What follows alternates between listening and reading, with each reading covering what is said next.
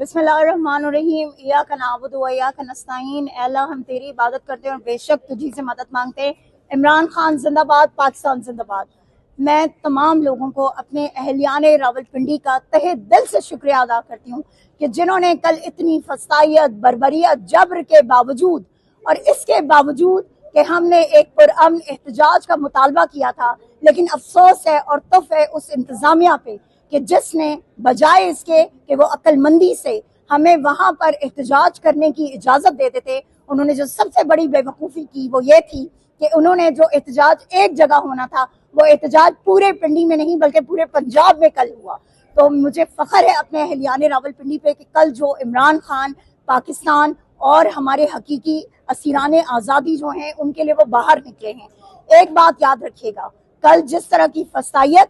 जिस तरह का जबर और जिस तरह की बर्बरियत उस खालिद ने, और वो जो सिविल कपड़ों में वो जो भी था नकाब पोश, जो इनका एक काम है, इन नकाब पोशों को मैं ये बताना चाहती हूँ कि एक बात याद रखना कि तुम्हारे जुल्म का निजाम जो है वो अब खत्म होने को है। तुम जितना हमें तोड़ सकते थे, जितना तुमने हमें तोड़ने की कोशिश की, तुम उस सब में नाकाम हुए हो। ना हम इन जेलों से डरते हैं, ना हम इन पर्चों से डरते हैं, और ना ही हम तुम्हारी इस बर्बरियत से डरते हैं। ये याद रखना सब कि इमरान खान बाहर आएगा और हर सूरत में आएगा और आकर इस कौम को लीड करेगा। और ये जिन्होंने कल ये जबर और फसाइयत हमारी खवातीन के साथ की है, और जिस तरह की बदतमीजी,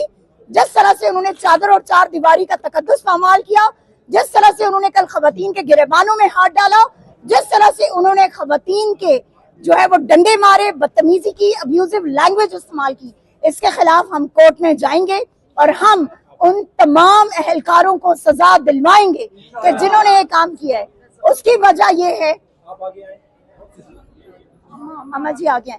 उसकी वजह ये है कि अगर हमारे मुल्क में खवातीन का एहतराम नहीं है तो कहाँ है वो कानून, कहाँ है वो आईन जो औरतों को तहफ़्फ़ुज़ देने की बात करता है। अगर प्रोफेशनल खवातीन जो हैं वो अपने प्रोफेशन में भी महफूज नहीं है, अगर वो बाहर निकल कर पुरअमन एहतजाज नहीं कर सकती, वो रैलीज नहीं निकाल सकती, वो प्रोटेस्ट में हिस्सा नहीं ले सकती, अगर वो अपनी फील्ड में काम नहीं कर सकती, तो बेहतर ये है कि आप अपने उन तमाम कानूनी मुसव्वदात जो हैं उनको फाड़ कर फेंक दीजिए, क्योंकि नहीं है जरूरत हमें ऐसे कवानीन की, नहीं है जरूरत हमें ऐसे आईन की जो हमारी इज्जतों को महफूज बनाने के बजाय गैर महफूज बनाता है। और हमारा सवाल है उन तमाम इदारों से कि जिन्होंने कल ये बर्बरियत अपनाई है कि क्या